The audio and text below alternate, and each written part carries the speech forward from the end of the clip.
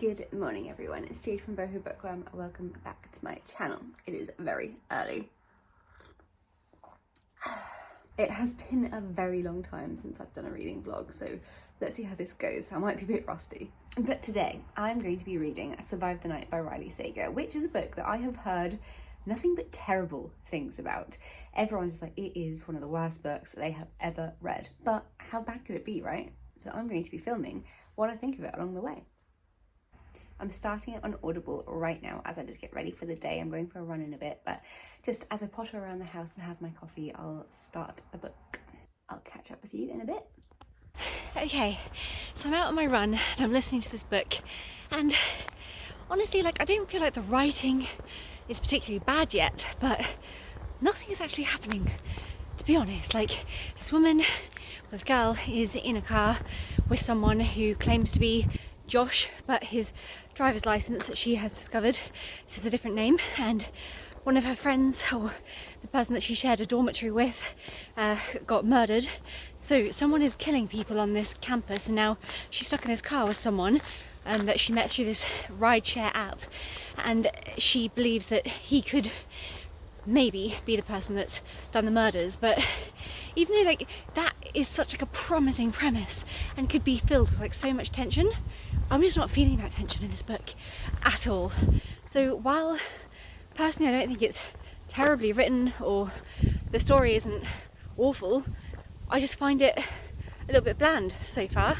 But still early days, so I'm going to carry on listening and keep you updated as I run, and when I get back I'm going to have a shower and get ready for lunch and stuff. So I'll just carry on listening to it as I go. Chat to you in a bit. Okay, things are starting to ramp up in this book now. I don't know if there's maybe something slightly paranormal going on, but the girl in the car, she's like, look, we did something. 1 minute left. Sorry, that's my Catch to 5K app going. But so the girl in the car, she's like, wait, but we played this 20 question game when you turn the radio off. And he's like, no, we didn't, I never turned the radio off. But she definitely remembers that happening.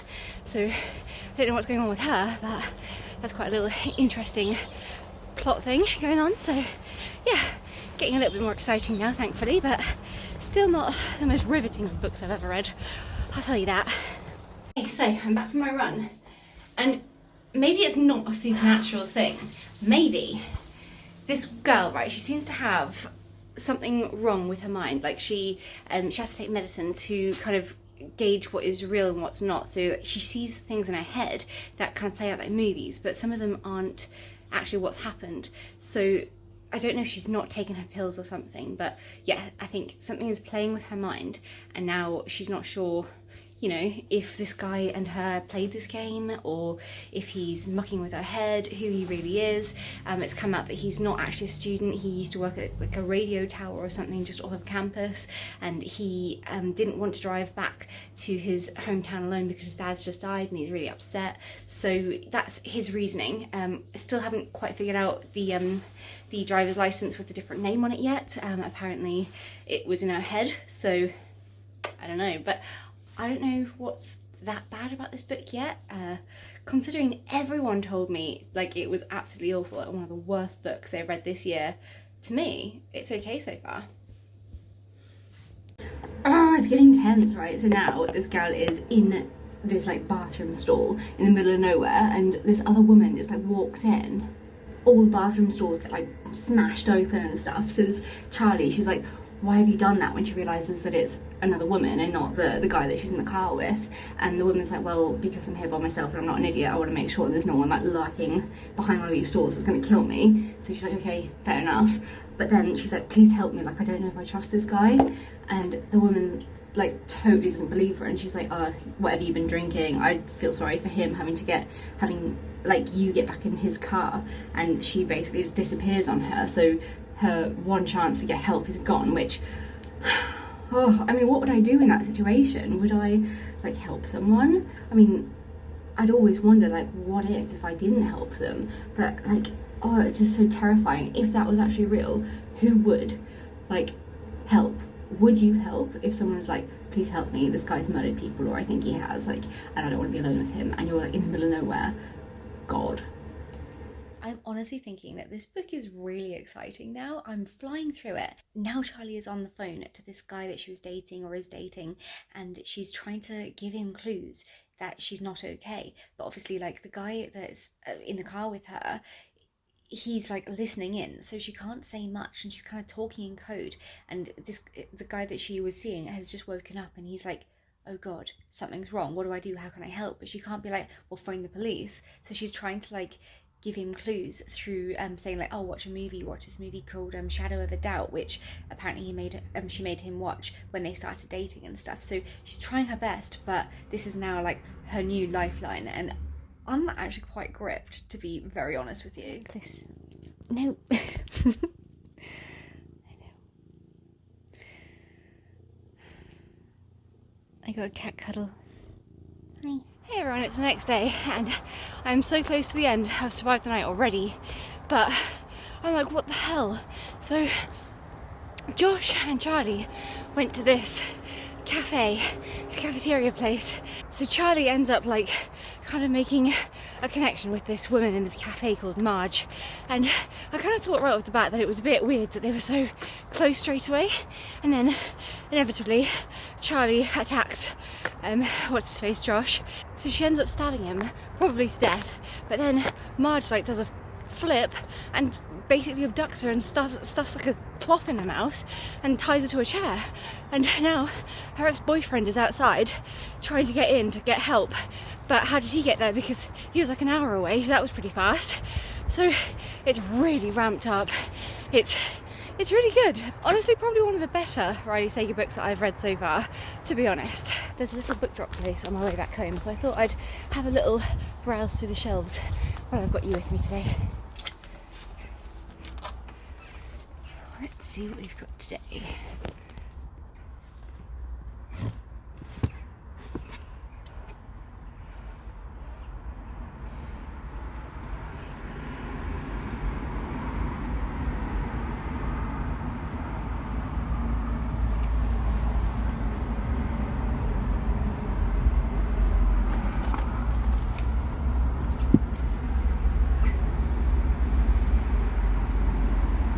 Oh, that looks good.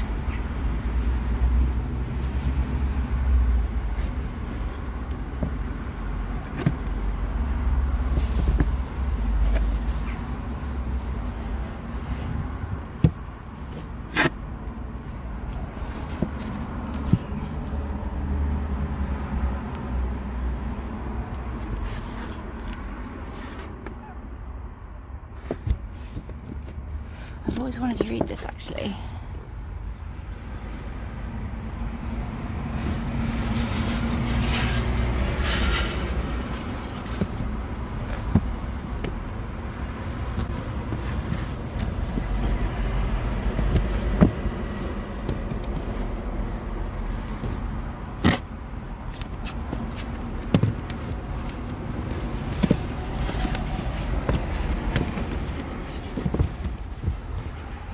Also, always wanted to read this. I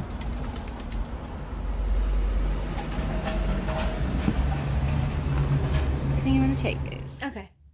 This book is starting to take a weird turn. Like, I thought it was Marge, I thought it was Josh, and now I'm like, Robbie? The boyfriend? What the fuck's going on? It's a bit much for me.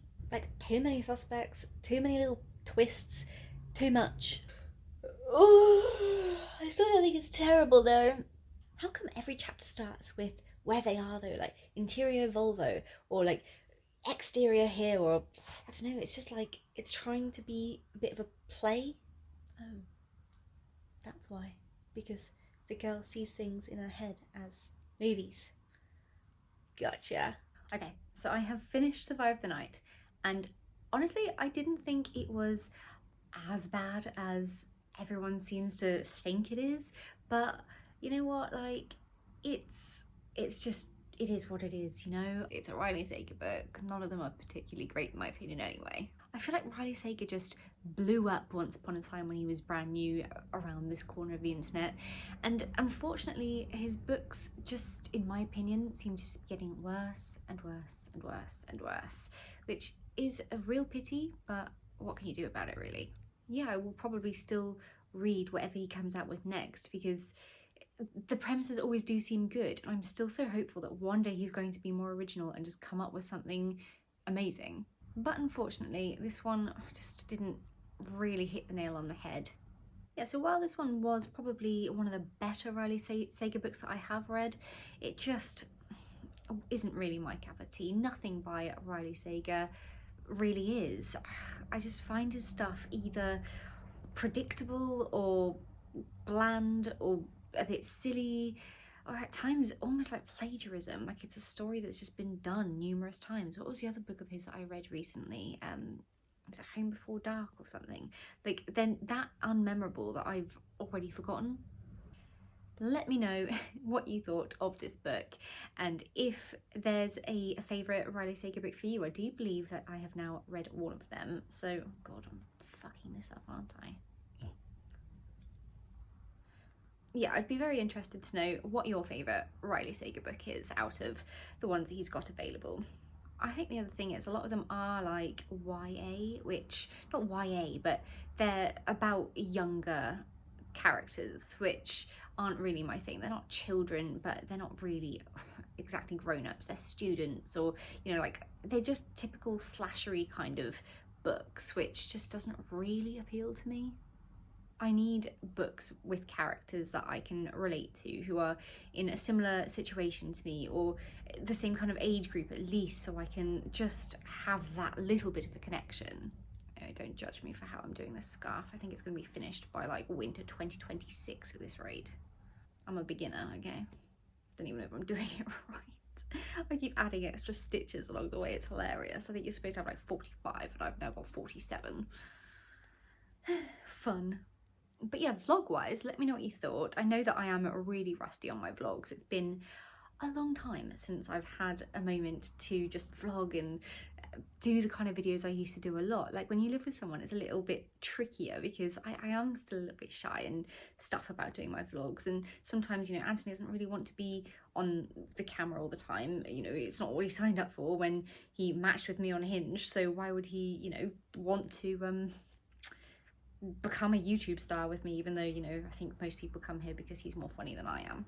He does keep telling me like, oh, I can just do them and stuff, but I don't know, I just feel a little bit awkward sometimes. I know that, you know, when we go traveling and stuff, like next month, it's all confirmed now, we're going to New York, and there, obviously, I'm going to do my travel vlog, because I'm really sad that of all the places I've been to in my entire lifespan, I've been to over like 30 countries. I don't have travel vlogs of hardly any of them. I've hardly got photos, can you believe, of the places that I've been. So I have said, like, wherever I travel to now, doing a travel vlog of the, you know, the experience and everything that I did while I was there is a must for me, because it's something you can really look back on. Like, even the things with me and Anthony, oh, what have I done? Even the things with me and Anthony, let me just cancel that quickly. Oh no, what have I done? Oh dear. There we go. Like, to look back on things like our Brighton trip and our trip to Portugal, it's a lovely little thing to have as a memory bank, isn't it? So yeah, that's what you'll be getting throughout November, our New York travel vlog, and maybe a few more things coming your way that aren't exactly bookish related, but that will all come into light at a later stage. For now, it's being very secretive. But all you really need to know is that I am one very happy boho bookworm. The happiest that I have ever been, in fact. Let me know what kind of vlogs you like of mine, which ones you miss, which you'd like me to do more, if you're liking this kind of one, or yeah, just I need to get back into it. It's been a while. Chat to you soon. Bye. I'll turn this off in a second. I'm just, you know, busy.